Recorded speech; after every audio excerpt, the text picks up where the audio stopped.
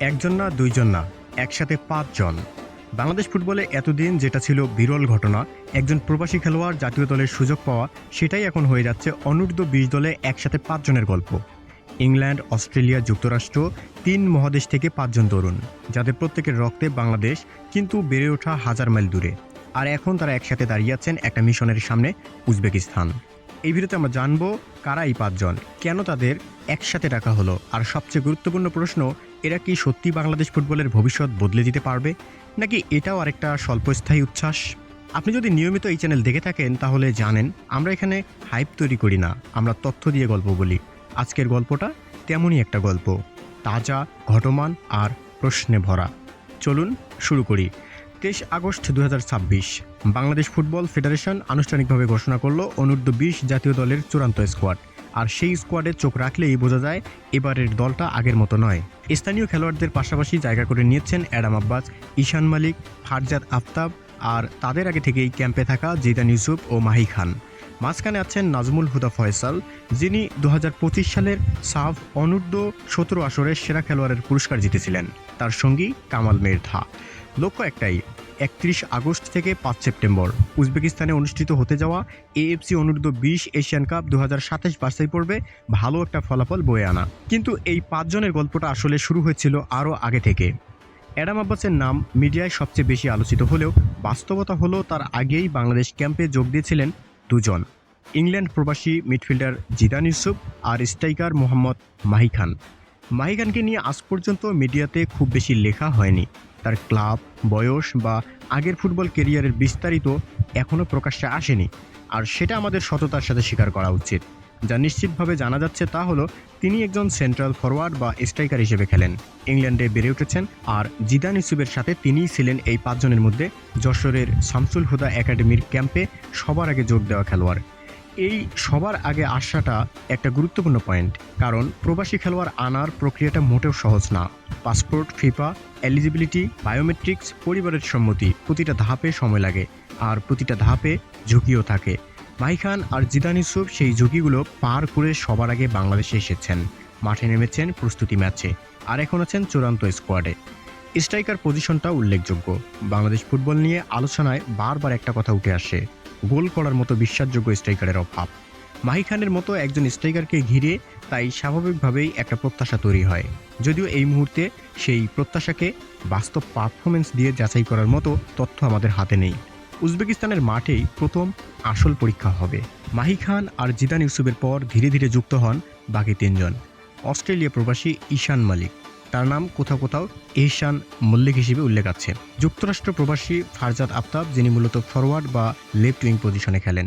আর সবশেষে যোগ দেন অ্যাডাম আব্বাস, যাকে নিয়ে এই ৫ জনের মধ্যে মিডিয়ায় সবচেয়ে বেশি তথ্য পাওয়া যায়। এই কিশোর বয়সী ইংল্যান্ড প্রবাসী উইঙ্গার খেলেছেন ম্যানচেস্টার ইউনাইটেডের যুব দলে আর বার্নলি অনূর্ধ্ব-১৮ দলে। বাফুফে তাকে নিয়ে কাজ শুরু করেছিল এপ্রিল মাস থেকেই, মানে প্রায় ৪ মাসের একটা দীর্ঘ প্রক্রিয়ার পর তিনি বাংলাদেশ দলে যোগ দিতে পেরেছেন। এই তথ্যটা গুরুত্বপূর্ণ, কারণ এটা আমাদের দেখায় প্রবাসী খেলোয়াড় নিয়ে আসাটা কোনো রাতারাতি সিদ্ধান্ত না।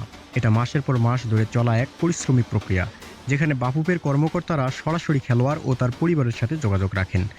কিন্তু এই গল্পের আরেকটা দিকও আছে, যেটা না বললে গল্পটা অসম্পূর্ণ থেকে যাবে। গত সাফে বাংলাদেশের হয়ে খেলা যুক্তরাষ্ট্র প্রবাসী ২ ভাই রোনান সুলিভান আর ডেকলান সুলিভান এবারের ক্যাম্পে আসতে পারেননি, কারণ তাদের বিশ্ববিদ্যালয় ছাড়পত্র দেয়নি। ইংল্যান্ড প্রবাসী কালিম ইসলামকে কাগজপত্র জটিলতায় ফিরে যেতে হয়েছে। এই তথ্যগুলো আমরা এড়িয়ে যেতে পারতাম, শুধু সাফল্যের গল্প বললেই ভিডিওটা পরিষ্কার থাকতো। কিন্তু বাস্তবতা হলো প্রবাসী খেলোয়াড় সংগ্রহের এই প্রক্রিয়াটা যতটা রোমাঞ্চকর মনে হয়, ততটাই এলোমেলো আর অনিশ্চিত। প্রতিটা সফল যোগদানের পেছনে আছে কয়েকটা ব্যর্থ চেষ্টা, বিশ্ববিদ্যালয়ের ছাড়পত্র না পাওয়া, চোট বা কাগজপত্রের জটিলতা। এটাই আসলে বাংলাদেশ ফুটবলের প্রবাসী নির্ভর কৌশলের আসল ছবি, শুধু হামজা চৌধুরী বা শামিদ সোমের মতো উজ্জ্বল উদাহরণ না, বরং তার পেছনে থাকা অসংখ্য জটিলতা যা সচরাচর আলোচনায় আসে না। তবে এই স্কোয়াডটা শুধু ৫ জন প্রবাসী দিয়ে তৈরি না, বরং প্রবাসী আর স্থানীয় প্রতিভার একটা মিশ্রণ। এই মিশ্রণটা আসলে গুরুত্বপূর্ণ একটা বার্তা দেয় প্রবাসী খেলোয়াড় আনার। মানে এই না যে স্থানীয় প্রতিভাকে সরিয়ে দেওয়া হচ্ছে, বরং যদি ২ ধারা একসাথে কাজ করতে পারে, তাহলেই দীর্ঘমেয়াদে একটা শক্তিশালী দল গড়ে ওঠার সম্ভাবনা তৈরি হয়। প্রশ্নটা হলো দলের কোচিং স্টাফ কতটা দক্ষতার সাথে এই ২ ধারার রসায়ন মেলাতে পারবেন। কারণ মাঠের বাইরে প্রতিভা যতই থাকুক, মাঠের ভিতরে বোঝাপড়া তৈরি না হলে সেটা কাজে আসে না।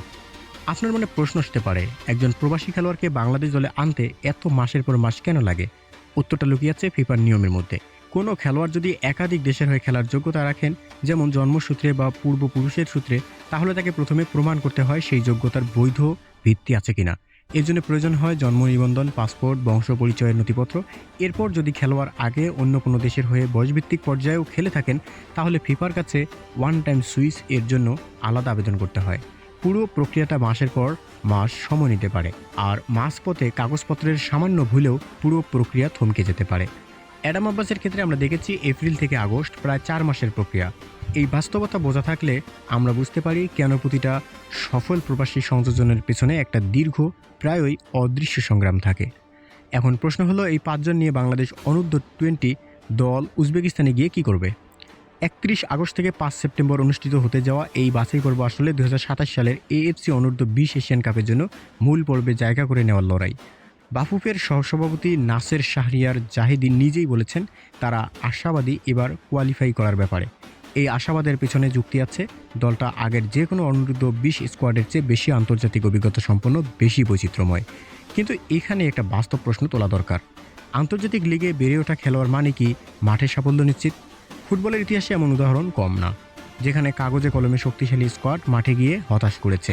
দলগত রসায়ন, নতুন পরিবেশের সাথে মানিয়ে নেওয়া, চাপ সামলানো, এগুলো এমন বিষয় যা শুধু প্রোফাইল দেখে বোঝা যায় না। মাইখান আর তার সতীর্থদের জন্য উজবেকিস্তানই হবে প্রথম বড় পরীক্ষা, যেখানে প্রতিশ্রুতি নয়, পারফরমেন্সই শেষ কথা বলবে। এখন বড় প্রশ্নে আসি, কেন বাফুফে হঠাৎ বয়সভিত্তিক দলেও এত জোর দিচ্ছে প্রবাসী খেলোয়াড় খুঁজে বের করার উপর? উত্তরটা লুকিয়ে আছে হামজা চৌধুরীর গল্পে।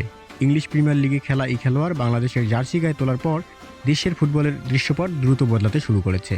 এরপর শামিদ সোম, ফাহমিদুল ইসলামের মতো প্রতিভাবান প্রবাসীরা যুক্ত হয়ে একটা নতুন জাগরণের সৃষ্টি করেছেন। মাঠে দর্শক ফিরেছে, আগ্রহ বেড়েছে। এই সাফল্যের পর বাফুফে বুঝেছে এই কৌশল শুধু সিনিয়র দলে সীমাবদ্ধ রাখলে চলবে না।